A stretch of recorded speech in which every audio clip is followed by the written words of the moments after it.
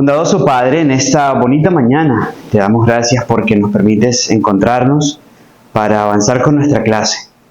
Queremos aprender de ti, Señor. Por favor, quiero que tomes el control de lo que estaremos aprendiendo. Quiero que tú seas nuestro maestro, porque en realidad nosotros deseamos aprender de ti. Y que lo que nos enseñes trascienda en nuestra vida, para salvación, para poder ser de bendición a muchas más personas. Atiende cada una de estas clases también la necesidad de nuestros corazones. En el nombre de Jesús. Amén. Vamos a comenzar a esta hora con el tópico de las heridas. Vamos a comenzar con el tópico de las heridas. Esto para seguir complementando lo que venimos desarrollando desde la clase anterior cuando hablamos del punto de las creencias irracionales, ¿se acuerdan? Muy bien. Vamos a partir con este tópico de las heridas, muy asociado a lo que se llaman generalmente traumas. Y bueno, vamos a ver, haciendo un análisis profundo también conociendo la Biblia o entendiendo en la dinámica de la Biblia para ver la ilustración de cada uno de estos puntos en la Sagrada Escritura. Entonces, vamos a empezar aquí partiendo de las cinco heridas. ¿Bien? Tati, ¿ya se suscribió? Le quedan pocos días, Tati. Le quedan pocos días y el día de consagrarse no se consagra. ¿Está bien? Ruth, ¿ya se suscribió? Volveré a preguntar. Seguiré preguntando, chicos. Bien, aquí están las 5 heridas. Aquí están las 5 heridas. Y vamos a comenzar a analizar estas 5 heridas desde la perspectiva amplia que también nos da la Sagrada Escritura. Pero vamos a ver la herida, y no solamente la herida, sino también su respectiva máscara conductual. A ver, lo planteo desde esta perspectiva. Primero, nosotros hablamos en nuestra última clase de las creencias irracionales, ¿cierto? Fíjense, las heridas, que las analizaremos a continuación, llevan al desarrollo de creencias irracionales. Esto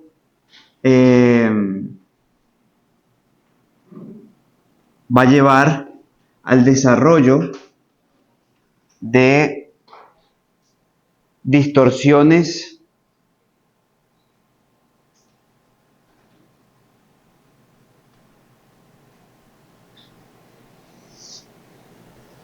cognitivas, y estas a su vez nos llevan a máscaras.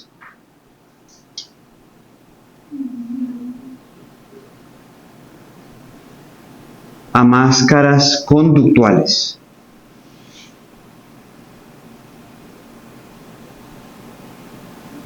Recuerden que todo esto lo estamos viendo desde la premisa de Isaías capítulo 5, el capítulo 1. Recuerden que Isaías, como ya analizamos antes en el capítulo 1, en los versículos 5 y 6, nos dicen que todo corazón está herido, que todo corazón está doliente, toda cabeza está herida, todo corazón dolido, toda cabeza está doliente. ¿Se acuerdan? Muy bien. Entonces, teniendo este presente, vamos a comenzar a analizar el tema de las heridas. Permítanme ubicarme exactamente aquí.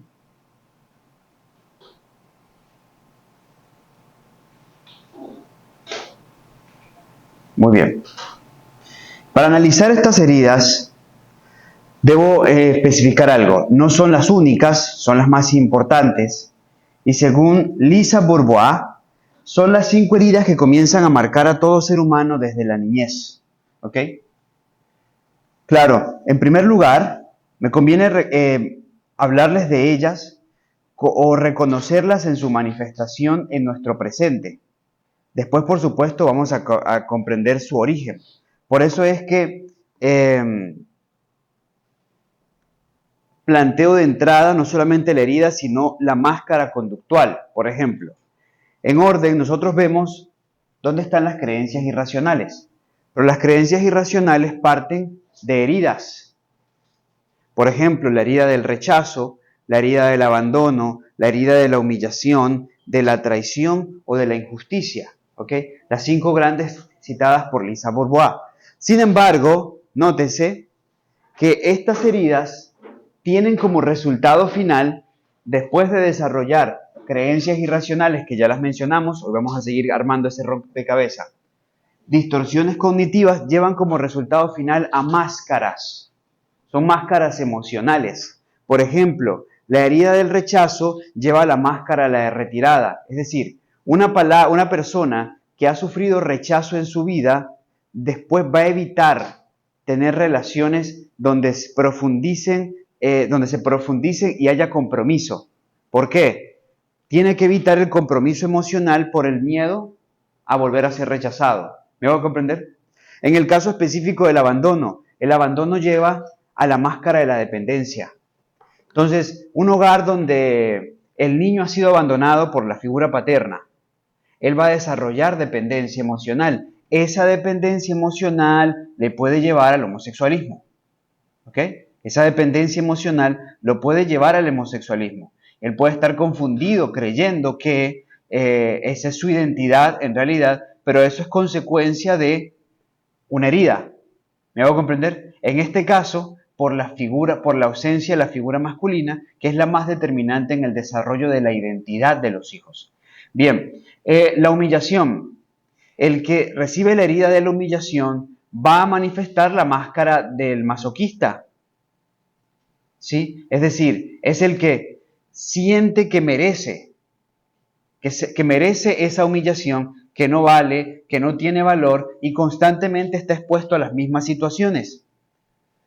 El que ha sufrido la traición, este es muy interesante, el que ha sufrido en algún sentido la herida de la traición, va a desarrollar la máscara del controlador.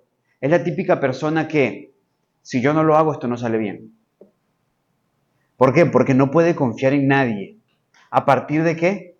De una herida que arrastra en ese contexto. Entonces yo lo tengo que hacer porque si yo no lo hago, eso sale mal. Se le dificulta confiar. ¿Por qué se le dificulta confiar? Porque ya ha sido traicionado. ¿Me hago comprender? O ha desarrollado esta distorsión cognitiva. Y el de la injusticia, pues que es la máscara del rígido, y las vamos a ir analizando cada una de ellas. Ahora, vamos a profundizar en la experiencia. Fíjense, las heridas traen como resultado final máscaras conductuales. Ahora, en el camino están las creencias irracionales, están las distorsiones cognitivas. Pero ¿dónde partió esto? De una herida. Ahora, una herida, debo decir también, se debe a un suceso real o a una interpretación de un suceso. ¿Me hago comprender? Sí, porque puede ser que sea real la herida. O sea, o puede ser que yo haya interpretado de esa forma ese suceso. ¿Me hago comprender?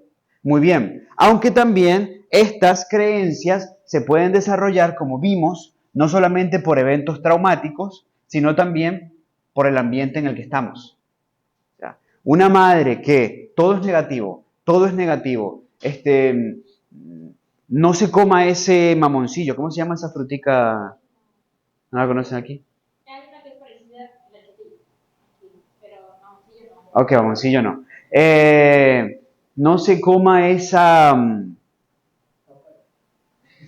No, pues es que no me sirve para la ilustración. El achotillo le sirve para esta expresión. ¿Sí? ¿Cuál es el achotillo? Es parecida, por fuera es rojito, tiene la carne parecida y por dentro tiene la... Ok, no se coma ese achotillo porque capaz que con esa semilla se ahoga y se muere. ¿Y yo qué voy a hacer sin usted? ¿Sí me va a comprender? O sea, en un hogar donde hay pensamientos, ¿se acuerdan de esa creencia irracional? ¿Cómo se llama? Donde hay catastrofismo, donde alguien expresa constantemente en negatividad, alguien en ese contexto lo va a asumir también. ¿Me hago entender? Y no precisamente porque les haya pasado algo catastrófico, sino porque hay una forma de interpretar todo lo que pasa con pensamientos catastróficos. ¿Sí me hago comprender? Bien, entonces, es importante tenerlo presente, porque estas heridas nos van a llevar a máscaras, y muchas personas en realidad están llenos de máscaras conductuales y no tienen ni idea.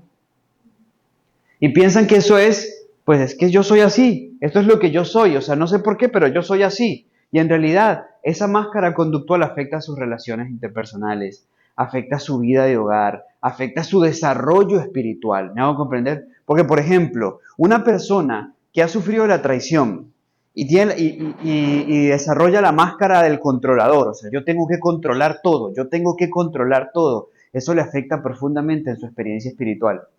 Porque así va a ser con Dios. Ella va a necesitar controlar todas las circunstancias. Y en el campo de la fe, nosotros controlamos poco y nada. ¿Me hago comprender? Y hay un desafío constante y casi siempre va a ser ahí donde se va a encontrar con esa pared, a partir de lo mismo que le condiciona. ¿Ok? Y basta a veces con entender de dónde viene la máscara, porque ojo con esto. La máscara es un fruto. ¿Qué es la máscara? La máscara es un fruto. La máscara no es el origen de las cosas, es el fruto. Y ojo, les voy a compartir a continuación una de las declaraciones para mí más importantes del espíritu de profecía en el campo de la salud.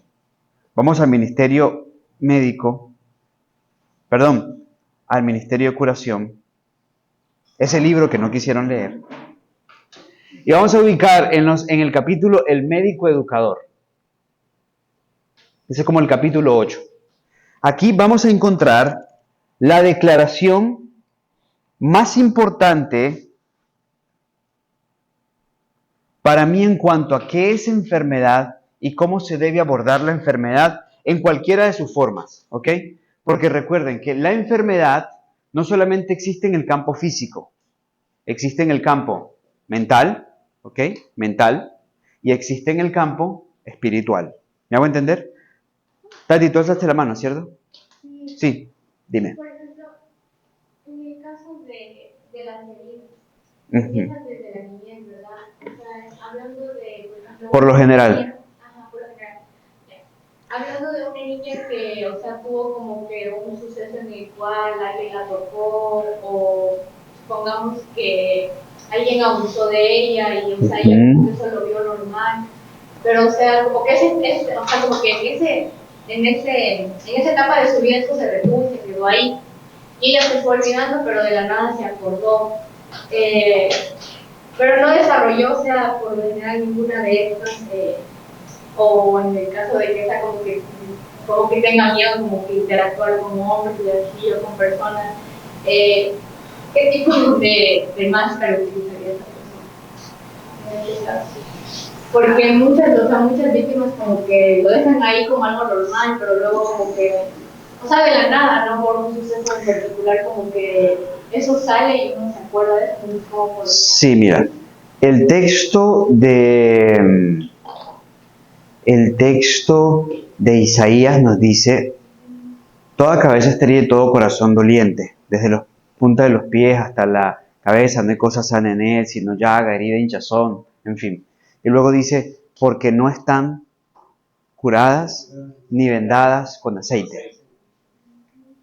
El mismo texto te deja ver que las heridas no se olvidan. No es como que, porque yo he escuchado esto, deje eso en el pasado, ya déjelo allá y usted prosiga en su presente y su futuro. Eso no es así. Eso no funciona así. ¿Me hago comprender? No es como que deje eso allá y no piense más en eso, piense en su vida, usted está joven, tiene tantas cosas por hacer. No, eso no funciona así. La Biblia dice que seguirá siendo herida y seguirá provocando dolor hasta que el aceite la cure y la vende. ¿Me hago comprender? Es decir, hasta que haya sanidad, hasta que se haya evitado el proceso infeccioso y haya cicatrización. Hasta que podamos mirarla y sonreír. ¿Me hago comprender? Uno está sano cuando uno puede mirar una herida y sonreír. Cuando uno puede mirar la cicatriz y sonreír. ¿Me hago comprender? Mira, yo tengo una cicatriz, yo tengo varias cicatrices, pero tengo unas en mis manos.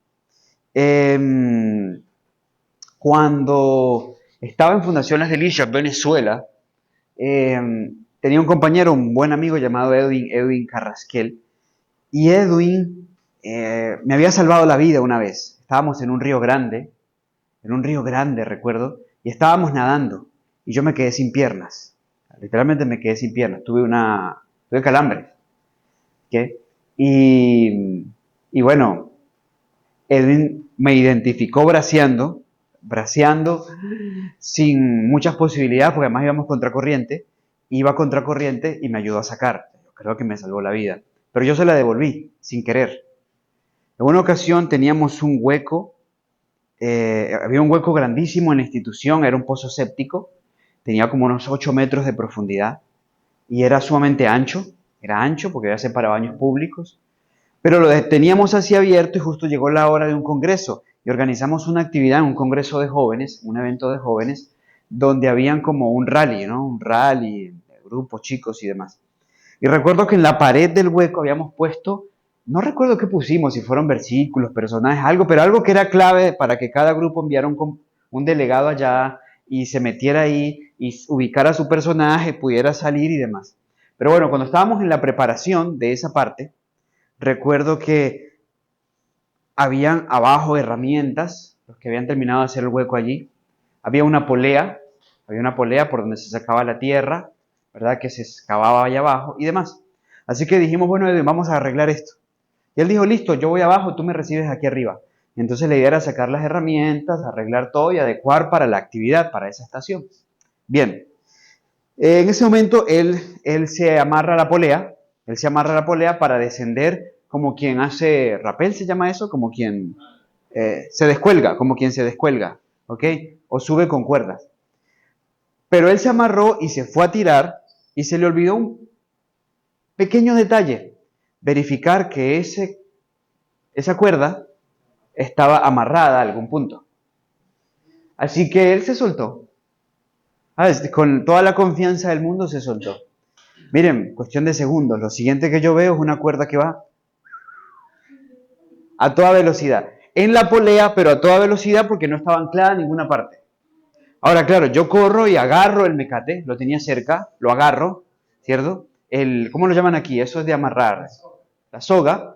Y ustedes saben que ese es un material como plástico, fibroso. Y claro, yo lo intento agarrar, pero era muy difícil agarrarlo. O sea, era realmente muy difícil contenerlo. Y todo se me desplazaba en la mano. Miren, al final, lo último que pude hacer pegándolo a mi cuerpo fue contenerlo y Edwin quedó literalmente así del piso. A esto.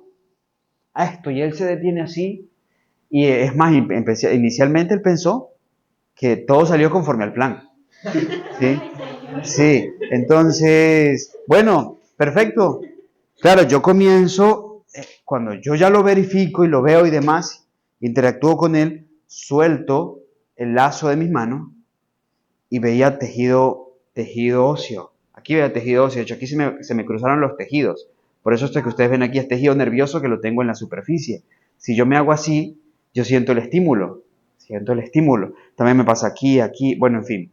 Yo aquí tenía, se llama quemadura por acizallamiento. Bien, en este caso fueron muy profundas. Claro, en ese momento yo me doy cuenta y comienzo inmediatamente a sentir el dolor, ¿no? Comienzo a sentir mucho dolor. Claro, Edwin está abajo, él poco consciente de lo que había sucedido, y él comienza a tirar herramientas hacia arriba. Y lo siguiente que yo veo es un pico que pasa así. Y un asadón que pasa así. Bueno, en ese momento, para mí obviamente fue una situación dolorosa. Sentía la satisfacción de, bueno, haber preservado su vida. Ya luego él fue más consciente de eso, porque de verdad lo estaban esperando 8 metros abajo, herramientas. ¿Ok? Entonces, ya luego lo que yo hice fue meter las manos en agua fría. Metí las manos en agua fría suficiente tiempo como para no sentirlas más. Y después de que no las sentía más, pues me pudieran hacer curación. Fue como mi anestesia natural, el agua en hielo. Bien, entonces, por los próximos días, yo solo contaba, bueno, con media mano, porque en realidad esta no me había quedado muy funcional, solo tenía estos que me servían. Así que lo demás era completamente dependiente, ¿sí me hago entender? Bien, ya saben a quién puse a que me atendiera. Ahora, recuerdo que en ese mismo contexto, por supuesto, esos primeros días dolorosos, la cicatrización fue rápida, bendiciones de la Reforma Pro Salud. En aquel entonces fue doloroso. Hoy yo las miro. Estos días me encontraba con Edwin en la ciudad de Bucaramanga, pues estaba en unas conferencias y allá nos cruzamos y nos reíamos de eso, ¿no? Y nos reíamos de eso, sonreíamos ante eso que pasó, que en su momento fue profundamente doloroso. Claro, en este contexto es físico y lo físico es menos doloroso que lo emocional. ¿Me hago comprender? ¿A qué me refiero con mirar una herida y sonreír? Es decir, cuando uno ha experimentado sanidad, y hablaremos de ese punto en su momento, tú puedes ver lo que te pasó y no justificarlo, ni al que lo hizo, ni lo que hiciste, ni cómo se hizo, sino ver cómo Dios convirtió esa maldición en bendición. Ahí está la sonrisa. ¿Me hago comprender? En ver cómo Dios convirtió la maldición en bendición. Es el chico que por las heridas de su infancia, por el abandono paterno, termina en el homosexualismo, se introduce en el homosexualismo, pero el Señor lo alcanza, le deconstruye su falsa identidad, construye su verdadera identidad y ahora, sano, se convierte en un instrumento para ayudar a otras personas que se encuentran extraviados en el campo de la sexualidad. ¿Me hago entender? Esa es la aplicación específica a la que me refiero. Bien, es decir, el punto donde estas heridas ya no generan dolor. ¿Por qué no generan dolor? Porque están cicatrizadas. ¿Sí me hago comprender? Bien, estas heridas nos van a llevar a nosotros a máscaras conductuales, Y esas máscaras conductuales es el fruto, y ustedes ya pueden comenzar a evaluar. De hecho, a partir de su propia conducta, si ustedes tienen una máscara conductual, y si ustedes ven ese fruto, ustedes podrán identificar que tienen una creencia irracional. ¿Ok? Que quizás con el ejercicio que hicimos en la última clase, algunos de ustedes ya identificaron creencias que tienen, ¿sí o no? Ahora, con las máscaras conductuales es un síntoma claro. Usted puede evaluarlo con precisión y ya luego identificar si vendrá de una creencia irracional que tiene su distorsión cognitiva, de la que también hablaremos, y que puede proceder de alguna herida que hemos experimentado en nuestra niñez o en nuestra adultez. ¿Me hago comprender? O en nuestra juventud. Bien, entonces, ¿por qué menciono la máscara en un punto trascendental? Porque como les decía, la máscara es un fruto. Y el fruto, insisto, a nosotros nos sirve y nos sirve mucho. En el ministerio de curación, les decía en el capítulo 8,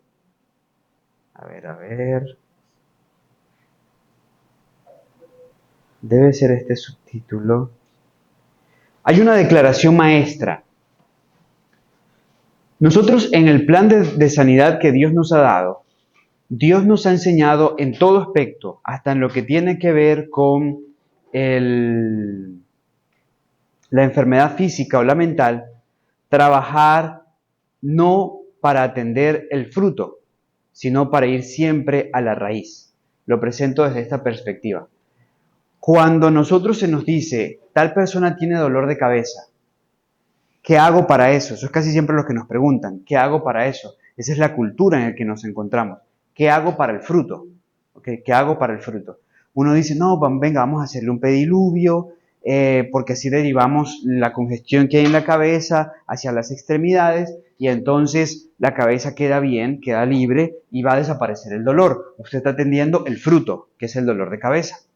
Pero si usted no atiende la raíz, puede que el dolor de cabeza disminuya en esa ocasión. Pero volverá a aparecer más tarde ese mismo día, al día siguiente o los próximos días. ¿Sí me van a comprender? Entonces, pero eso no funciona con nosotros, ¿por qué? Porque nosotros no estamos interesados en vender una terapia. Eso funciona con la farmacéutica, porque ellos tienen que vender. Su negocio es vender, o sea, su negocio es la enfermedad. Entonces, si usted sufre de dolor de cabeza, a ellos les interesa que usted siga sufriendo dolor de cabeza para poder venderles su anticefalea, su analgésico. ¿Me hago comprender? Bien, si usted deja de tener dolor de cabeza y todos dejamos de enfermarnos, ellos quiebran. ¿Sí me hago comprender? Entonces necesitan mantenerte en el fruto, atendiendo el fruto, y por eso se enfocan en el fruto, porque la salud es un gran negocio. De hecho, es uno de los negocios más lucrativos del mundo. Pero nosotros no, porque nosotros no vendemos terapias. Entonces, nosotros no vamos al fruto, nosotros tenemos que ir a la raíz. En este contexto, no está tomando agua, está enfrentando situaciones muy estresantes que están aumentando su presión, tiene presión arterial alta. ¿Sí me hago comprender? O sea, vamos a ir a indagar la causa, la causa. Lo mismo ocurre en el contexto del pecado. Si uno se va solamente al fruto y se enfoca en el fruto, como muchos lo hacemos, queriendo vencer, incluso nos enfocamos en el fruto, y el fruto puede que sea la mentira. Es que, uy, tengo una facilidad para mentir porque miento por aquí, miento por allá, miento por aquí, miento por allá. O el mal genio. Es que yo soy un fosforito, eso parece que 6 de los 7 días a la semana me levanto con el pie izquierdo. Bueno, o sea, tengo un mal genio, tengo un mal carácter. Uno dice, se enfoca ahí, en mi mal carácter, pero eso es un fruto. ¿Me hago entender? Y hay que ir a la raíz. Como se hace con la enfermedad física, se hace con la enfermedad espiritual, se hace con la enfermedad mental. ¿Me hago entender? Siempre vamos a la raíz, a la raíz. En las palabras inspiradas, la mensajera de Dios nos dice lo siguiente. Bien, mentira, yo la tengo aquí para que ustedes la puedan leer conmigo. Ya me acordé de dónde la tengo. Aquí, documentos, clase bíblica. Miren esta perla, por favor. Teología de la salud. ¿Sí? Pero una pregunta. Usted cuando nos habla de estas cosas, dice como que de pronto uno puede ir identificando las que uno tenga o no tenga. Bueno, personalmente, por ejemplo, a mí no me gusta cuando, no sé, una persona siente tristeza y dice que tiene depresión, o es distraída y dice que tiene TDAH, cosas así. ¿Cómo, digamos, uno podría identificarse realmente con lo que es y no como exagerando las cosas o llevándolas más allá de lo que es realmente? No te entiendo. O sea, de pronto, no sé. O sea, que tu problema es cuando las personas se justifican a partir de... No, sino que sí, como exacto. ¿Cómo no justificarse uno? Ok, sí, de eso vamos a hablar. De eso vamos a hablar. Bien, ahora noten esta cita. Ministerio de Curación, página 88, párrafo 4, la que tienen en el medio. Primero nos define la enfermedad. Nos dice, la enfermedad es un esfuerzo de la naturaleza para librar al organismo de las condiciones resultantes de una violación de las leyes de la salud. Lo primero que se está haciendo es nos está definiendo enfermedad. ¿Qué es enfermedad? Es el esfuerzo de la naturaleza para librar al organismo de las condiciones resultantes de una violación de las leyes de la salud. Entonces, la enfermedad hace parte del esfuerzo de la naturaleza para restablecer las condiciones ante las leyes que se han violado. Claro, por ejemplo, la fiebre. Cuando usted revisa la fiebre, y usted lo puede medir, por eso es un signo, la persona se siente débil, se siente con calor o con escalofríos, dependiendo del estadio y demás. ¿Qué es la fiebre? Hay una invasión de bacterias o de virus en su organismo. Han proliferado en usted, se están multiplicando, están tomando tejidos. ¿Qué hace el cuerpo? Estamos en guerra. Necesitamos mayor ejército defensivo. Necesitamos mayor linfocitos, en este caso, que son las células blancas que se encargan de los virus. Y el cuerpo tiene una forma de aumentar la producción de soldados, el calor. Así que, ¿qué hace? El cuerpo provoca una fiebre. ¿Por qué provoca la fiebre? Para poder que tú tengas más soldados, para que puedas combatir el foco infeccioso que tienes porque te han invadido. ¿Me hago comprender? Bien. Luego llego yo de entendido y me tomo un antifebril. ¿Qué estoy haciendo cuando me tomo un antifebril? Cortando el esfuerzo de mi cuerpo para poder ayudarme a lidiar con la enfermedad. ¿Me hago comprender? Bien, la fiebre no se corta, la fiebre se controla. La fiebre debe controlarse, tiene que controlarse. ¿Me hago comprender? Bien, porque si yo la corto, estoy cortando el esfuerzo de mi cuerpo por ayudarme a mí mismo. Voy a otro caso, el dolor. Cuando a usted le duele algo, es una alerta para usted. Y el dolor en este contexto es un amigo. ¿Por qué es un amigo? Porque usted no sabría que tiene un problema en la rodilla menos que la rodilla le doliera. ¿Me hago entender? Usted no sabría que tiene un problema en la vesícula a menos que la vesícula le duela. ¿Sí? Y es más, cuando el dolor se demora en manifestarse, por lo general es cuando las consecuencias son más terribles. Un hígado, un órgano que aguanta, aguanta y aguanta y poco habla es el hígado. Y aguanta y aguanta y puede que esté mal y aguanta hasta el día que revienta. El problema es que cuando revienta, o sea, cuando estalla el problema, ya el daño es significativo. ¿Me hago comprender? No pasa con el estómago. El estómago es temperamental. El estómago es temperamental. Le hiciste algo le cayó mal, te lo va a hacer saber. ¿Sí me hago comprender? Bien, y usted sabe, algo me cayó mal.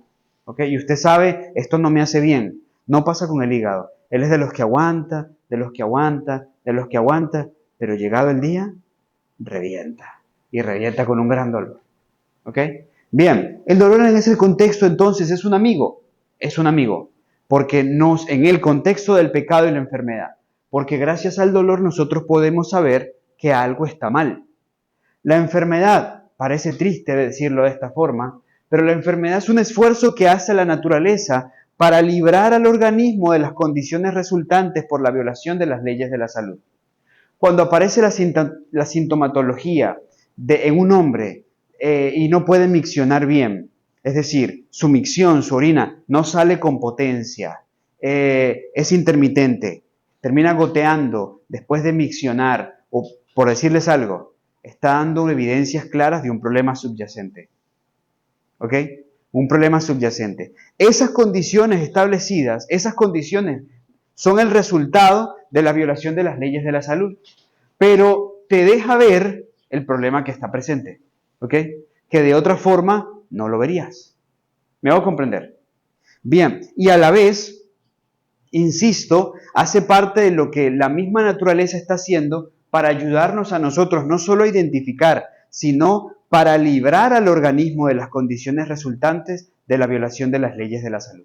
Pero aquí viene la parte medular de esta declaración. Atención, si se les olvida el resto de la clase y se acuerdan de esta cita, de algo habrá valido la clase. En caso de enfermedad, ¿qué está diciendo?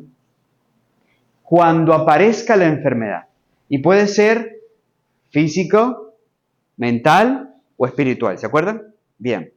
En caso de enfermedad, ¿qué hay que hacer? Hay que indagar la causa. ¿La causa es fruto o es raíz? Raíz. ¿Es raíz? Hay que indagar la causa. Lo primero que hay que hacer. Entonces, que siempre me preguntan, mire, que es que tengo insomnio o tengo mucho dolor gástrico, tengo dolor estomacal. ¿Ok? ¿Qué me tomo para eso? No. Vamos a indagar la causa. ¿Es Helicobacter pylori? ¿Es una úlcera duodenal? ¿Es una úlcera péptica? ¿Es emocional? ¿Por alguna situación que estás pasando? ¿Me hago comprender? Vamos a la causa. La gente espera que usted le diga, mire, tómese un batido todas las mañanas en ayuno con papaya y sábila. Y después de eso, 1 hora antes del almuerzo, usted saque un extracto de papa blanca por el almidón y se lo toma. Y entre el almuerzo y la cena, tómese un batido que contenga linaza y piña. Y si le puede extraer un poco del repollo, que es altamente cicatrizante, y si es morado mucho mejor, va a ser efectivo. Y esa úlcera desaparece. ¿Ok? La gente espera eso, que usted le dé la recomendación. ¿Qué tiene que hacer? La inspiración dice, no, vaya a la causa. Venga, siéntese aquí. Vamos a hablar. Vamos a tratar de entender de dónde viene eso. ¿Ok? Pero pasa lo mismo con lo mental. Entonces, llega Elied y me dice, hermano Carlos, mire, es que yo me la paso triste. y yo me la paso triste, y pues yo me la paso triste por ahí, y yo no quisiera estar triste. Entonces yo le digo, bueno, mira, mamita, ánimo. O sea, ¿cómo vas a estar triste? Tú eres una muchacha joven, piensa en las promesas de amor del Señor. Mira, léete esto, Salmos 41, ¿ok? Eso no es efectivo. ¿Vamos a entender? Porque estoy trabajando sobre el fruto, su tristeza. Eso no funciona. Yo estoy trabajando sobre su tristeza. Y yo tengo que trabajar sobre la causa de la tristeza. ¿Ok? ¿Qué hay detrás de eso? ¿Qué hay detrás de esto? No, es que no sé, me siento así, periódicamente me aparece esto. Bueno, pero te pasa en luna llena. O sea, ¿qué puedes? ¿Sí vamos a entender? O sea, vamos a indagar en la causa. Vamos a indagar en la causa. Es marea alta, es la luna llena, es algo familiar que te está pasando. Mire, y a veces las personas ignoran mucho al respecto. Y les voy a contar unas historias, Elías. No, no, justo era eso. O sea, a veces la herida de fondo es bien difícil de encontrar, ¿verdad? Porque hay veces que uno, bueno, en este caso digamos que se identifica con alguna máscara conductual, pero no considera tener una herida. Porque uno no se conoce. O sea, ese es el punto, ¿verdad? Que uno no... Partimos la clase con este pensamiento. Importante conocimiento es conocerse a sí mismo. ¿Se acuerdan? Lo vimos en el capítulo 1 del Ministerio de Curación. Conocerse a uno mismo. Conocerse a uno mismo implica esto también, ¿no? Implica lo que arrastramos. Lo que arrastramos en nuestra vida, desde nuestra niñez. Miren, hay heridas, y Tati, voy contigo, porque estamos construyendo las respuestas. Hace poco me llamaba una joven. Y yo estaba en Brasil en ese momento, yo estaba dando clases en una escuela en Brasil, muy buena, llamada IAG, que se les recomiendo, para quienes quieran seguir ampliando su formación. Y estaba allá, yo voy periódicamente allá a dar clases, todos los años voy a dar clases, y recuerdo que estando ahí, me llama una muchacha de Colombia. Ella consigue mi número y me llamó. Yo, la verdad, la última vez que la vi tenía 12 años de edad. Y así la recordaba, o sea, yo me imaginaba que estaba hablando con una niña, pero la última vez que la vi, habían sido como 6 o 7 años. Así que ya era toda una señorita de 18 o 19 años de edad. Y ella me llama y me dice, quiero hablar con usted, ¿me puedes dar unos minutos? Y yo le digo, claro, claro, claro. Así que me dice, mira, lo que pasa es que he intentado quitarme la vida 3 veces. Estoy pasando un momento muy fuerte. Las estadísticas, gracias a Dios, dicen que la mujer acierta en promedio al tercer intento. Ella ya había alcanzado la estadística, pero aún así no había acertado. Bendita gracia de Dios. Y me comienza a contar la situación. Yo me quedé pasmado porque la recordaba como una niña muy alegre, muy feliz. Pero Dios sabe las cosas que pasan en realidad en la intimidad. Bueno, esta chica había sido abusada por su padrastro desde que tenía 5 años de edad. La mamá se casó con su padrastro cuando ella tenía 5 años y poco tiempo después comenzó un patrón de abusos que se mantuvo hasta los 17 años de edad. La chica Tati no entendía ni siquiera lo que estaba experimentando. O sea, no entendía ni siquiera lo que le hacían. ¿Me hago entender? Bien. En algún momento a los 8 años de edad como que intentó manifestar algo a la mamá, quien quedó un poco confundida, incrédula. El padrastro supo liberar la situación y demás, y el patrón de abusos continuó.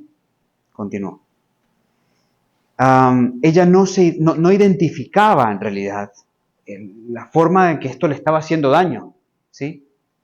Y llega un punto donde sale del hogar a los 17 años y se va a una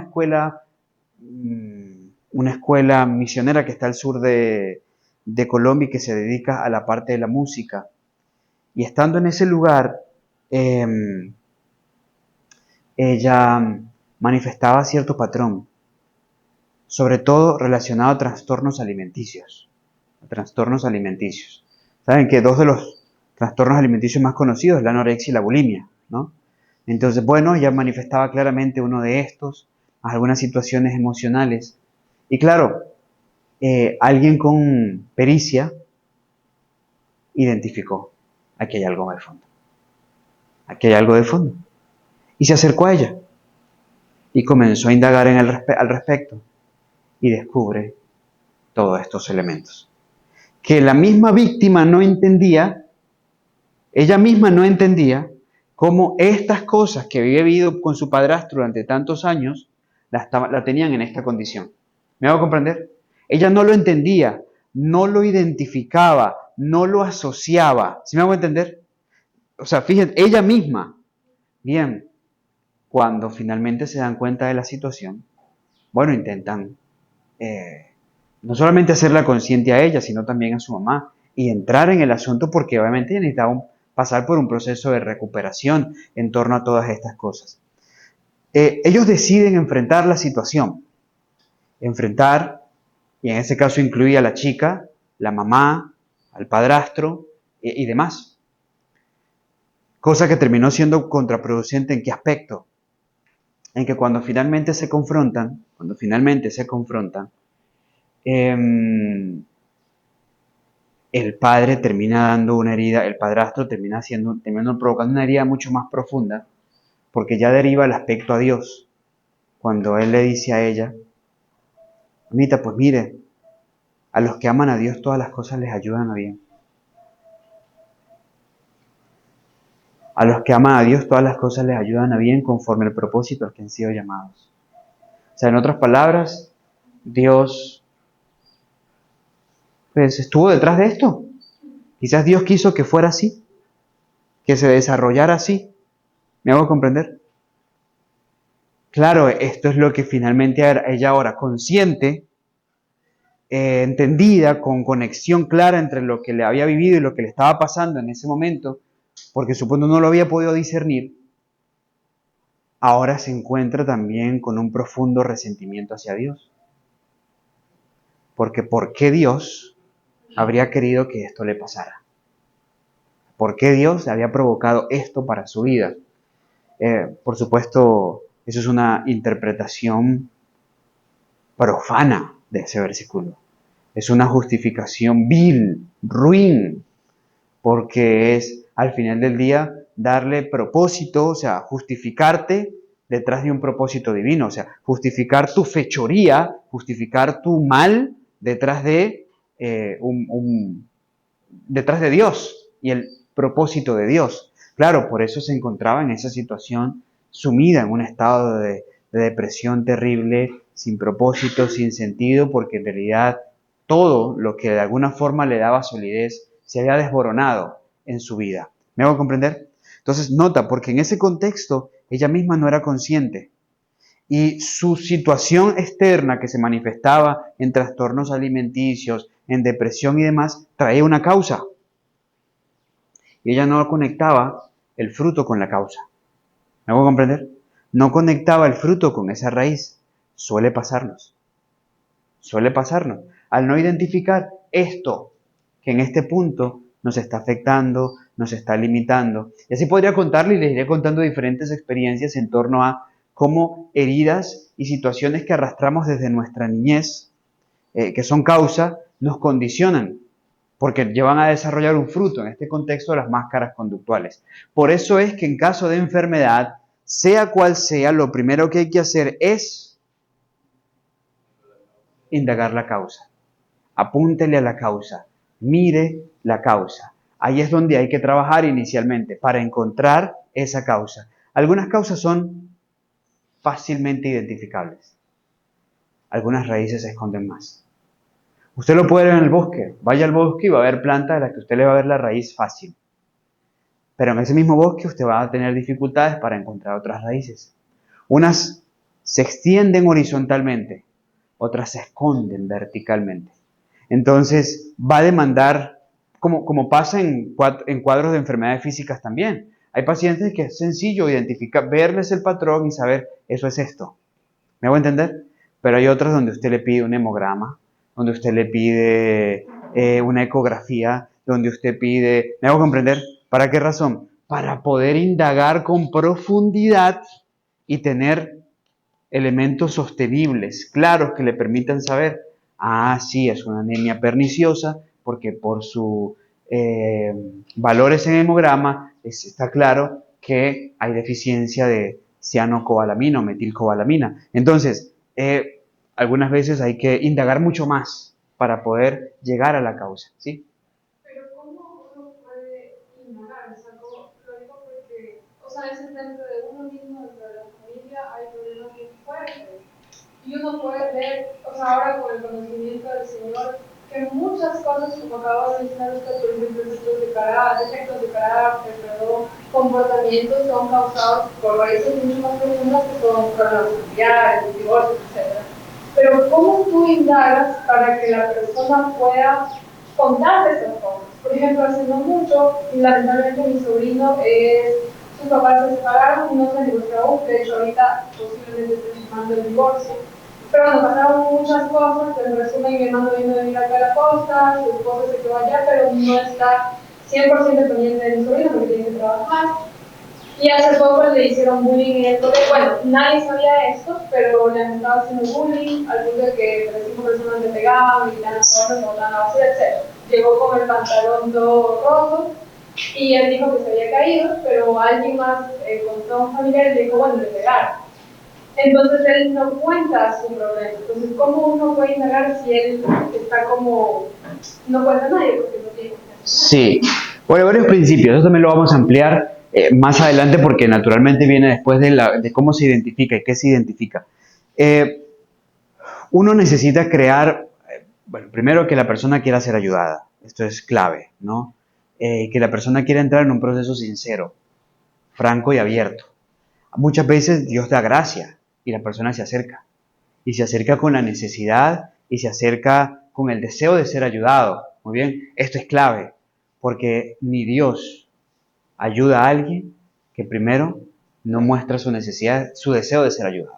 ¿Sí me hago entender? O sea, es que no puede porque Dios respeta el libre albedrío. Trabaja así para que tú veas tu necesidad y a partir de tu necesidad tú te puedas acercar, porque esto también demanda aspectos abiertos. En el campo físico es muy fácil, porque con la excepción de los que se llaman los asesinos silenciosos, de lo que la gente le da pena hablar, las hemorroides, el estreñimiento, si me va a entender, más por vergüenza que por otra cosa, en el resto de las cosas, la gente es más franca para hablarlo, si me va a entender, lo físico. Entonces usted puede decir, te puede decir, no, y me pasa esto, y me siento así, y el estómago me hace así, ¿sí me va a comprender? Bien, pero es más difícil cuando se trata del corazón.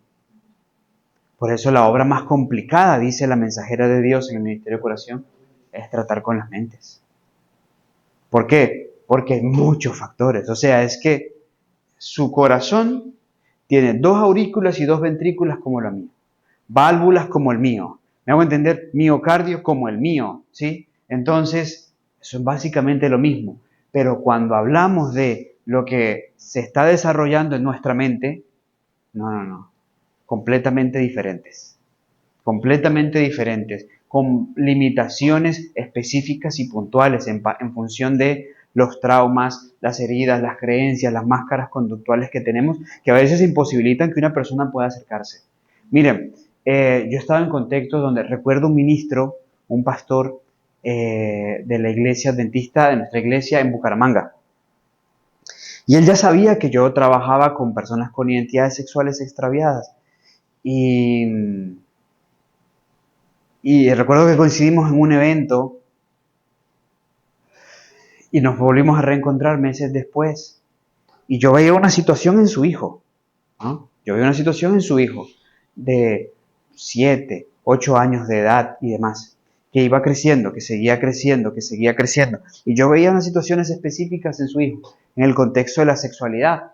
Pero bueno, uno espera. Él venía luchando con eso hacía tiempo. Esa criatura, de paso que estudiaba en el colegio adventista ya de la ciudad de Bucaramanga, allá mismo había tenido un encuentro con otros niños donde se habían besado, arrastraba un patrón, una línea por herencia peligrosa en ese contexto, había heredado rasgos específicos por el lado de la mamá en ese contexto, y mira, y aunque era ostensible, eh, a veces la gente no... Y yo recuerdo específicamente cuando finalmente él se acercó, Y me dijo, Carlos, ayúdame con esto. Tengo un problema, yo siento que mi hijo, mira, a mi hijo le gusta es el maquillaje, le gusta es que la ropa de la mamá, yo lo llevo al fútbol, lo llevo a la natación. Le he dicho, después de lo que pasó el incidente con el beso de unos niños allá en el colegio, dijo, le ha dicho que lo prefiero muerto antes que así. En fin, vengo con esa lucha hace mucho tiempo. Y yo un momento le dije, nos conocemos hace tiempo. ¿Por qué ahora? ¿Por qué ahora? Lo que pasa es que podíamos hacer mucho más hace 3 años.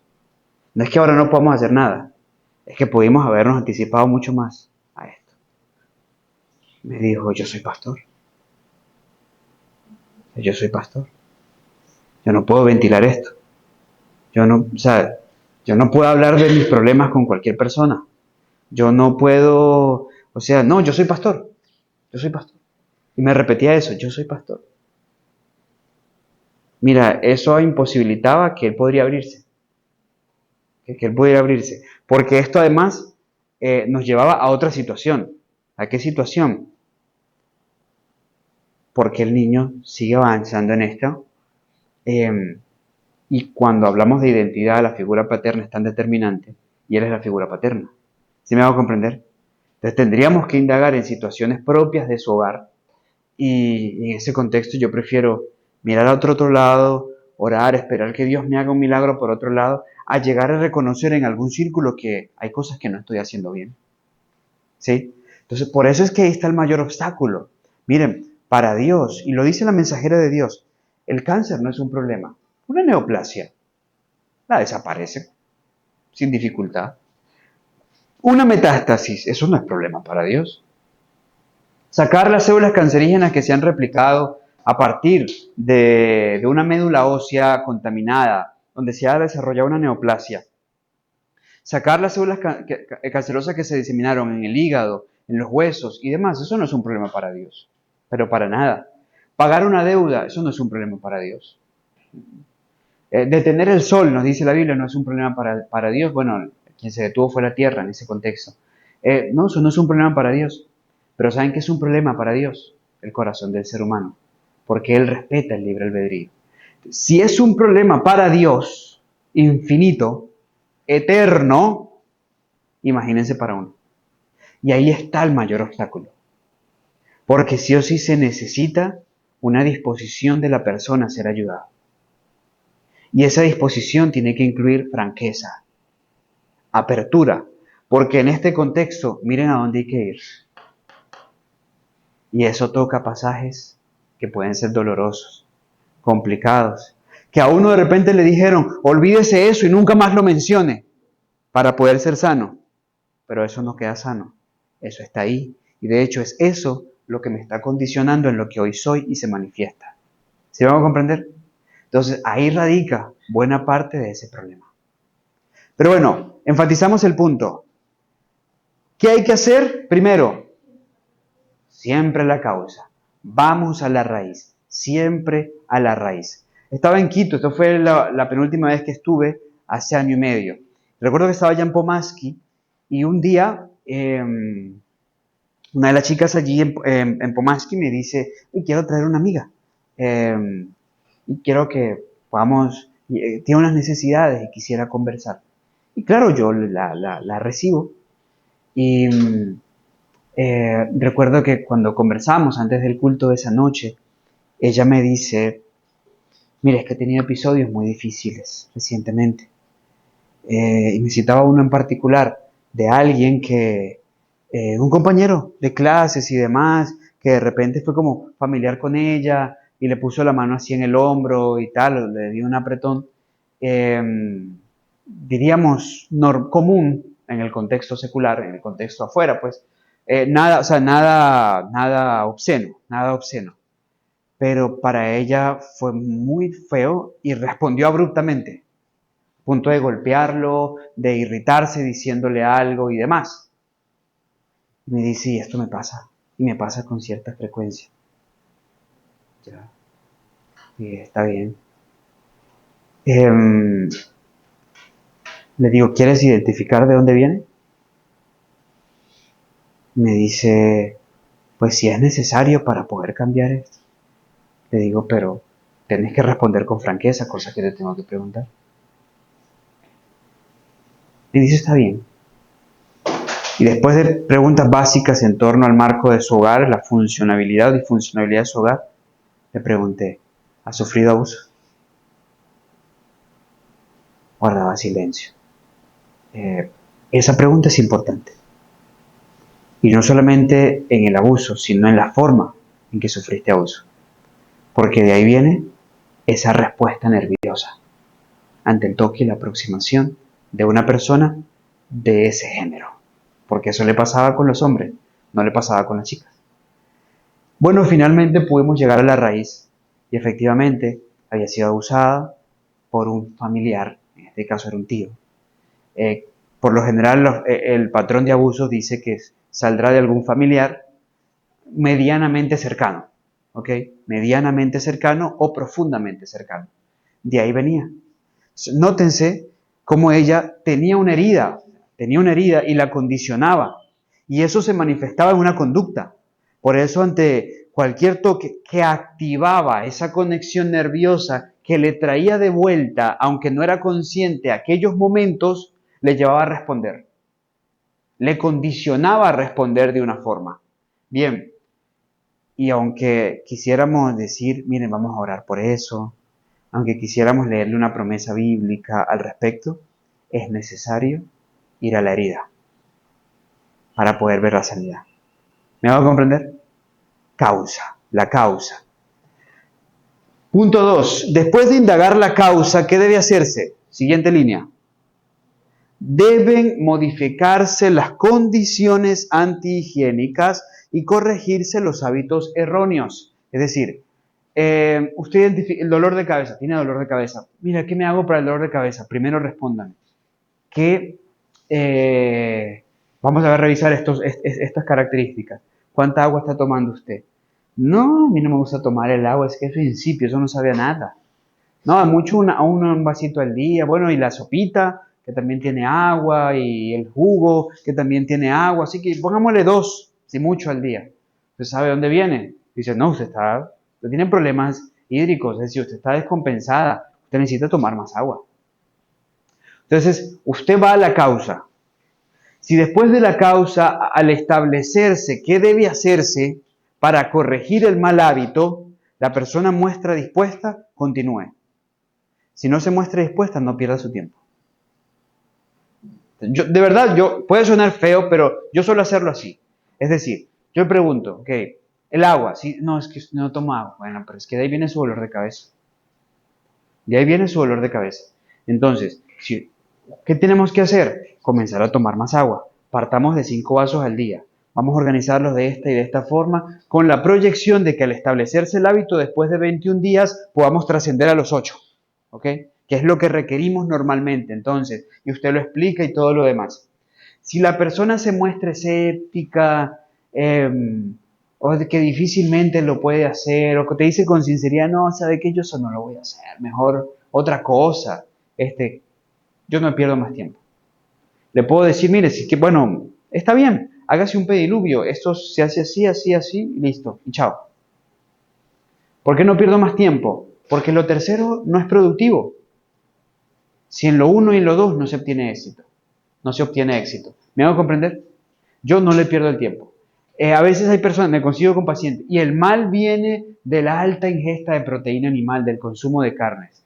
Y me dicen, a mí me ha pasado esto, yo nací comiendo carne, crecí comiendo carne y me moriré comiendo carne. Yo le digo, pues muérase comiendo carne. No tengo más nada que hacer por usted. Se equivocó de quien le podía ayudar. De verdad. Porque si ella misma te está diciendo, no estoy dispuesto a cambiar, ¿qué le vas a hacer tú? Y le dejo la opción. Y si alguna vez se interesa a vivir sin comer carne ante su problema, llámeme. Estamos para servirle. ¿Sí me hago comprender? Sí, pero es así. Y uno tiene que ser en la vida objetivo, porque la fe no es subjetiva, la fe es objetiva. Y la inspiración te está diciendo lo que tienes que hacer. Si él no está dispuesto a corregir los hábitos erróneos, ¿para qué lo tercero? Y miren qué es lo tercero. Después Hay que ayudar a la naturaleza en sus esfuerzos por eliminar las impurezas y restablecer las condiciones normales del organismo. Miren el tercer punto, esa es la triada de la enfermedad. Primero es la causa, luego que usted identificó la causa, usted ya puede corregir los hábitos.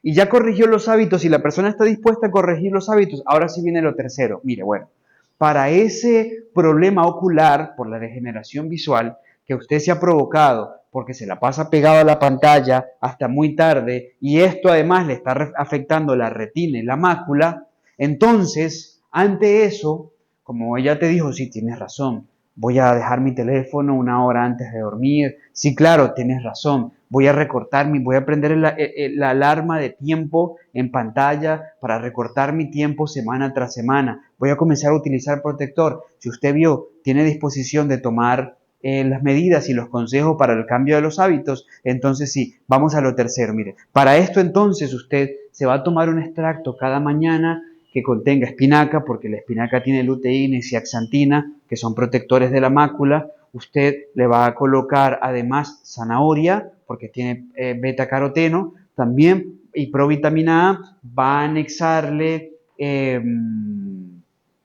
remolacha, que también es especial para el tema de la vista, y lo va a intercambiar un día remolacha, otro día pepino, y siempre teniendo como base un cítrico. Perfecto, tómeselo así.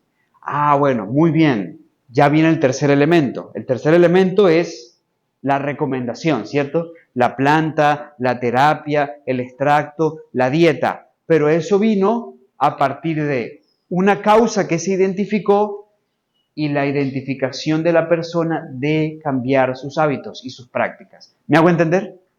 ¿Sí o no? Sí. Bien, la gente casi siempre usted le pide lo tercero. ¿Qué me tomo para esto? Es que tengo es que tengo una infección urinaria terrible. Tengo una infección urinaria terrible. Esto me pasaba mucho en Bolivia, Wilfredo. Y me pasaba mucho en el altiplano, en Bolivia, en La Paz, en el Alto, en Oruro. Entonces, me pasaba mucho. Había mucha infección urinaria en ese contexto, pero partía principalmente de mala higiene. De mala higiene no de ellas, no de las cholitas, que era casi siempre con quienes yo me encontraba allí, sino de sus esposos.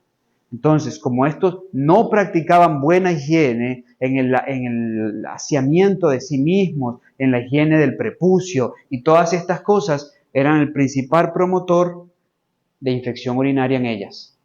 Entonces, veníamos y establecíamos, mira, usted se puede tomar esto, y la gente llega y te pregunta, ¿qué me tomo para la infección urinaria? Y usted tiene muchas cosas para recomendar. Usted puede recomendar cola de caballo, usted puede recomendar ortiga, usted puede recomendar mastuerzo, que es espectacular y es oriunda aquí de Ecuador y de Perú. Bien, usted puede recomendar todas esas plantas, pero si la causa no se cambia, vamos a estar en un círculo vicioso. Y por eso es que Dios da este elemento para la restauración de cualquier enfermedad. Porque muchachos, no olviden esto, por favor. Dios no es un Dios ni de triángulos amorosos, ni de círculos viciosos, ni de mentes cuadradas, ni de hexágonos de indecisión. Dios no es un Dios de ninguna de estas figuras geométricas. Por eso es que en su forma, Él jamás hará algo que apruebe cualquiera de estas cosas. Repito, triángulos amorosos. ¿Por qué no triángulos amorosos? Porque, bueno, esos no funcionan. O sea, los triángulos amorosos funcionan cuando tienen un eje vertical. Él, ella, él y Cristo. ¿Me hago entender? Pero si tiene una orientación vertical, no va a funcionar. Porque será ella, él y ella y él. ¿Me hago entender? Entonces, no funciona. No es de Dios. Los círculos viciosos tampoco son de Dios. Porque Dios no está en este círculo de yo te perdono y tú vuelves a pecar en el mismo pecado y yo te perdono. Vuelves a pecar en el mismo pecado y yo te perdono. Eso es un círculo vicioso. Dios no es de círculos viciosos. No es de que enférmate que yo te sano. Te vuelves a enfermar, yo te vuelvo a sanar. Te sigues enfermando, yo te vuelvo a sanar. No, Dios no es Dios de estas figuras geométricas. Tampoco es de mente cuadrada. tampoco es de mente cuadrada. O sea, es que solamente se hace así porque no existe otra forma de hacerlo y es porque es así como yo creo que se tiene que hacer y si no, sabio en su propia opinión. ¿Okay? Mente cuadrada. Pedro no podía ver que el Espíritu Santo tenía que ser dado a los gentiles. Pablo también tenía su forma de tener mente cuadrada. No podía tolerar que alguien que le hubiera faltado la fuerza y se apartara de la obra en un punto pudiera regresar y ser útil a la causa, como le pasó con Juan Marcos. Y el hexágono de la indecisión, porque son personas que aparentemente están decidiendo muchas cosas y siempre terminan en el mismo punto porque nunca deciden nada. No, si voy a hacer esto. No, voy a hacer esto. No, ¿sabe qué? En realidad voy a hacer es esto otro. No, en realidad voy a hacer esto. No, pero ¿sabe qué? Me di cuenta que en realidad tengo que hacer esto. Y al final nunca hicieron nada. Hay personas que viven atrapados en el hexágono de la indecisión. Y Dios dice, decida. Y constantemente se nos invitó a decidir. Decididos sois a quién servís. Mi casa y yo serviremos a Jehová, dijo Josué. Elías dijo, ¿hasta cuándo claudicaréis entre dos caminos? Si Jehová es Dios, seguidle. Y si es Baal, váyanse con Baal, pero decidan. Es el hexágono de la indecisión. Dios no es Dios de estas figuras geométricas. Por eso le realzo el asunto, la causa, muchachos, y la forma como Dios aborda la enfermedad. ¿Cómo? Triángulo amoroso. Dios no es Dios de triángulos amorosos. No es un Dios de mentes cuadradas. No es un Dios de hexágono de la indecisión. Y como estamos viendo en este punto, no es un Dios de círculos viciosos. Bueno, triángulo amoroso es que yo tenga a mi esposa y tengo otra. Sí, eso sería un triángulo amoroso. O ella tiene a su esposo y tiene otro. Y eso no funciona en lo espiritual tampoco. Claro, decía, si el triángulo está en lo horizontal es destructivo, ¿no? Si está en lo vertical, es distinto, porque ahí está Jesús, aquí estoy yo y aquí está ella. Así se construye una relación sana. ¿Ok? Muy bien. Entonces, ¿me hice entender con eso? Vuelvo a enfatizar el punto. ¿Quedó claro la triada? ¿Sí? Entonces, en caso de enfermedad, hay que ir a la raíz. Por esa razón, vuelvo a enfatizar el hecho de que nos es muy importante conocer el tema de las heridas, porque lo que tiene que ver con lo emocional, las heridas son la raíz, son la causa, perfectamente. Bien, ¿alguna pregunta hasta aquí de lo mencionado? Después incluso les puedo dar un tema basado en las 4 figuras geométricas.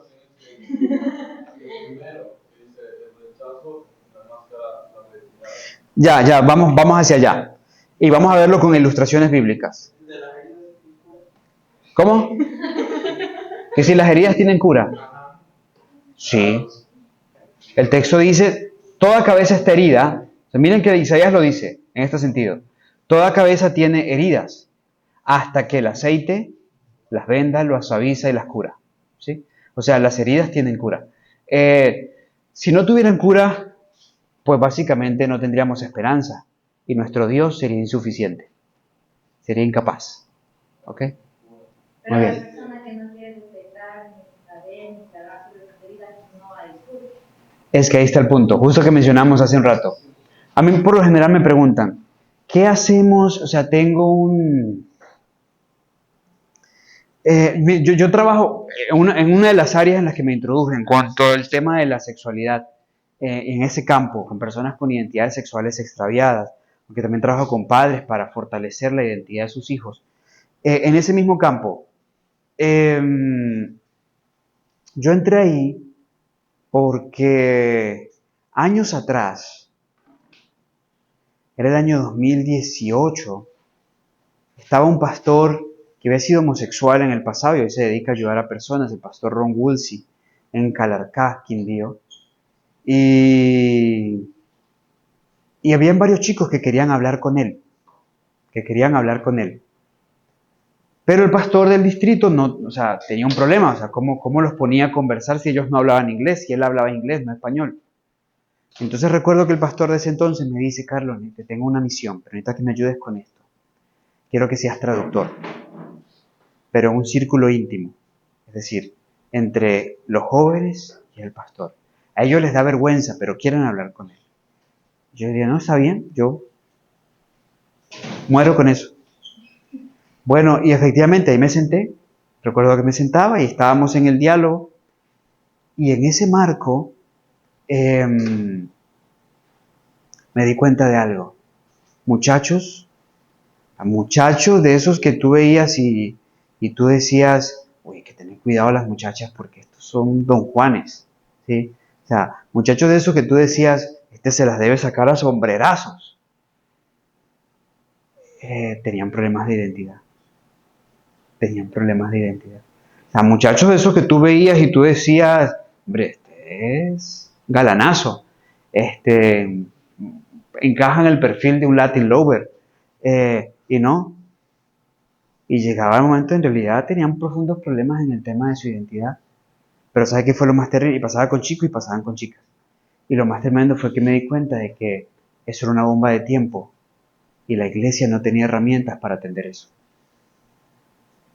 Y si esto está pasando en esta iglesia, en este distrito, no me quiero imaginar lo que debe estar pasando en muchas iglesias de muchas partes del continente, donde no tienen ni idea ni de lo que está pasando y mucho menos qué hacer cuando esto estalle, cuando inevitablemente estalle. Y es más, como les dije en algún punto, mucho de esto tiene que ver con el manejo.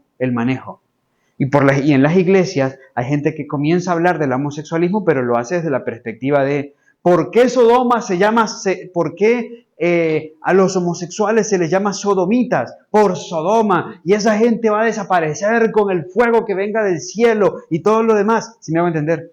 Entonces, un énfasis desproporcionado, no lejos de la realidad, porque eso es realidad. Pero es que la persona que tiene luchas en el campo de su identidad sexual no es más pecador que un mentiroso, no es más pecador que un fornicario, no es más pecador, ¿sí me hago entender? O sea, en el sentido de que necesita la misma gracia que necesita el que peca en otra área. Yo no tengo pecado de homosexualismo en mi vida, pero yo no necesito una gracia menor que un homosexual para poder ser salvo. ¿Me hago comprender? Porque la misma gracia que salva al homosexual, salva al orgulloso, salva al mentiroso, salva... ¿Sí me hago entender? Bien, entonces yo me di cuenta de eso y entendí, esto es una bomba de tiempo. Y de verdad así lo ha sido. Y el campo de la sexualidad ha afectado a nuestras iglesias como no tienes idea y está escondido. Está escondido dentro. Hasta hablarte de casos en ese contexto con pastores. No hijos de pastores, pastores mismos. ¿Okay? Recuerdo un presidente de campo allá que llegó a un punto y me dijo, hey, tengo problemas grandísimos con ese tema en mi asociación. ¿Qué hacemos? Entonces, eso me motivó a mí a meterme en ese campo. En el campo del trabajo con personas con identidades sexuales extraviadas. Pero, con frecuencia la gente me pregunta, ¿qué hago con mi sobrino? ¿Qué hago con mi nieto? Yo tengo conocidos en ese campo. Yo tengo familiares en ese campo. He tenido familia que murió de VIH en prácticas homosexuales. ¿Okay? Tuve una hermana que luchaba en el campo de la lesbiandad. Tengo un sobrino homosexual. ¿Sí me hago comprender? Bien. Y con frecuencia se me pregunta, ¿qué haces? ¿Qué hacemos? Y yo digo, poco y nada. Depende de qué quiera él que hagamos. Porque si la persona está diciendo, yo estoy bien, yo simplemente soy un accidente de la naturaleza, porque yo debía haber sido, o sea, nací con cuerpo de hombre, pero yo debía haber sido niña. ¿Ok? O si dice, no, mira, es que yo estoy bien, o sea, me siento bien así, estoy bien conmigo mismo, esto es lo que yo soy, y demás. Si hay algo que puedes hacer, lo veremos en su punto, pero nada directo en la restauración de su identidad. Es en preparación para la inevitable crisis que van a hacer, en la que solo tendrán dos opciones, atentar contra su vida o buscar ayuda en la persona o el lugar donde fueron tratados con el respeto que ellos mismos no se dieron, con un amor responsable y con verdadero valor. ¿Sí me van a comprender? Entonces, en ese sentido, lo ilustro porque es muy poco lo que tú puedes hacer por una persona que no percibe que tiene necesidad. Jesús lo dijo, los enfermos buscan al médico. En nuestro caso, todos estamos enfermos. Se lo dijo a los fariseos, no porque ellos no estuvieran enfermos, sino porque ellos no querían reconocer su enfermedad. Entonces les decía, pues dejen que los que sí reconocen que están enfermos vengan con el médico y el médico los puede ayudar. En este contexto pasa más o menos lo mismo. Mientras una persona, y en cualquier contexto, mientras una persona no reconozca que yo tengo un problema, no puede ser ayudado. Porque la restauración comienza de ahí, en el reconocimiento de que estoy mal, de que por mí mismo no puedo y que necesito ayuda. Mientras eso no se dé, es muy difícil. Es muy difícil. La psicología moderna, no bíblica, te manda a buscar ayuda dentro de ti. Y te manda a indagar en ti, a amarte a ti mismo, a profundizar en tu corazón y todo lo demás, para tratar de buscar el poder intrínseco, inherente a ti, para tu restauración y tu paz interior. Mentira. Eso es mentira. La verdad de Dios te deja ver, tienes un problema que no puedes resolver por ti mismo, pero que comienzas a resolver desde el momento que comienzas a reconocer que tienes ese problema y que no eres capaz de resolverlo solo y necesitas ayuda. ¿Sí me hago entender? Bien. ¿Alguna otra pregunta? Y lo mismo aplicaría, por ejemplo, para el tema de business. Sí, claro. Pasa lo mismo. Una persona que dice, hombre, no, eso no, yo no soy adicto a eso, mire, yo lo dejo cuando quiera. Yo lo dejo cuando quiera. Primero corre mucho peligro, ¿no? Corre mucho peligro. Porque eso no es real. Pero pasa exactamente lo mismo. Si la persona se resiste a reconocerlo, comienza a justificarlo de alguna forma, se está inhabilitando para poder ser ayudado. Y por ejemplo, digamos, nosotros estamos aquí, ¿no? Estamos aprendiendo acerca de este tema. Si nosotros entendemos lo que usted nos está dando, ¿hay manera de que nosotros mismos nos ayudemos o de ley hay que buscar un tercero? O sea... Pueden hacerlo. Hay contextos en los que también uno debe reconocer, yo no soy la persona para ayudar en este contexto, ¿ok? Por diversas razones. Doy varios ejemplos. Cuando quien conversa conmigo en el campo de lo emocional y por alguna razón percibió que yo podía ayudarle, es una mujer, pero yo sé que esto indaga no solamente múltiples sesiones o conversaciones, sino también que tenga que profundizar en experiencias muy íntimas, yo prefiero derivarlo. Casi siempre los derivo. Con otra mujer. Lo derivo con otra mujer. Es sano, es salvaguardador y creo que genera el mejor contexto. Por ejemplo, mi fuerte radica en identidad, en deconstrucción y construcción de identidad y todos estos elementos. Y por supuesto, lo básico, cuando me refiero a mi fuerte en el contexto de la salud emocional y establecer los principios bíblicos para la salud emocional. Pero si la persona con la que estoy abordando es una persona que viene en procesos adictivos, el consumo de estupefacientes y demás, yo lo derivo, ese no es mi fuerte. ¿Me va a comprender? Ese no es mi fuerte. Entonces yo puedo compartir principios y demás, pero mando un proceso donde otras personas han desarrollado mejores herramientas.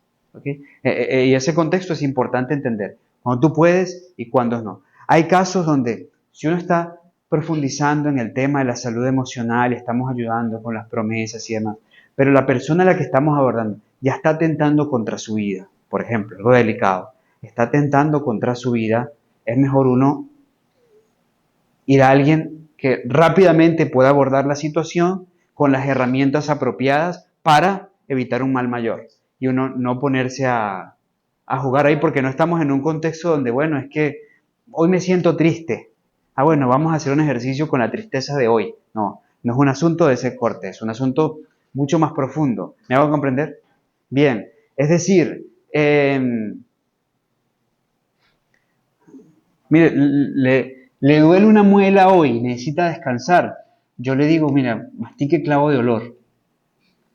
Pero tiene un tejido nervioso ya afectado, comprometido, con una carie y demás. Yo le digo, mire, vaya ya. Ella le resuelve el problema.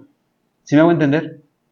Bien, entonces, importante en ese sentido también saber uno cuando esto no está en mi campo. Como decíamos de Pedro, es mejor decir no sé cuando tengo que decir no sé, a ponerme a inventar cuando no está en mi rango de alcance, ¿ok? Si yo ya reconozco, veo qué heridas tengo, yo puedo tratar con Dios o necesito, tengo la necesidad de acudir a un profesional que me trate. Mira, muchas personas experimentan sanidad. Yo, sí, voy un momentico. Yo puedo experimentar sanidad sin ir a un profesional. Muchas personas han sido sanadas solos con Dios, en su intimidad con Dios, en su experiencia con Dios. Recuerden además que hasta hace poco tiempo hablar de ir a un psicólogo era como, yo no estoy loco. Ah, pero busque un psicólogo. No, yo no estoy loco. Usted me está diciendo que yo estoy loco. Yo no estoy loco. Sí, eso me pasa con mucha gente. No se trata de eso. ¿Sí? Pero no, imagínate hablarte de un psiquiatra. Bueno, y la gente te dice lo mismo. No, yo no estoy loco. Pero en ese punto, importante entender esto. Yo no puedo pretender que en todo caso mi situación se resuelve, sí, con oración y lectura de la palabra. A veces el Señor permite que mi herida se manifieste en un contexto específico para buscar la ayuda específica que requiero hoy. ¿Me voy a entender? Que requiero hoy y que será determinante para yo poder experimentar la sanidad que Dios quiere en el tiempo que quiere. ¿Okay? Si Dios lo pone a tu alcance, vale muy bien aprovecharla. Por supuesto, siempre con este perfil. Si vamos a buscar psicólogos que puedan ayudarnos con el tema de nuestras heridas, que sean preferiblemente adventistas, que practiquen los principios bíblicos en la sanidad, ¿sí? Preferiblemente de corte conductivo-conductual, ¿ok? Porque es la que realmente armoniza más con la Biblia, y esto, además, si ese psicólogo tiene la Biblia como base y descarta todos los elementos de lo conductivo-conductual que no armonizan con la Biblia, pero sí extrae lo que sí armoniza con claridad con la Biblia y lo revierte de los bellos principios que encontramos en la palabra de Dios. Porque ustedes van a encontrar psicólogos adventistas del mismo corte conductivo-conductual que te dicen, perdónate a ti mismo, sí, ese tipo de cosas, ¿ok? Bien. Bueno, vamos a hacer una pausa, entonces, podemos hacer una pausa y vamos a ir al baño y al regreso entonces retomamos el tema de las heridas, ya vamos a comenzar a analizarla una tras otra.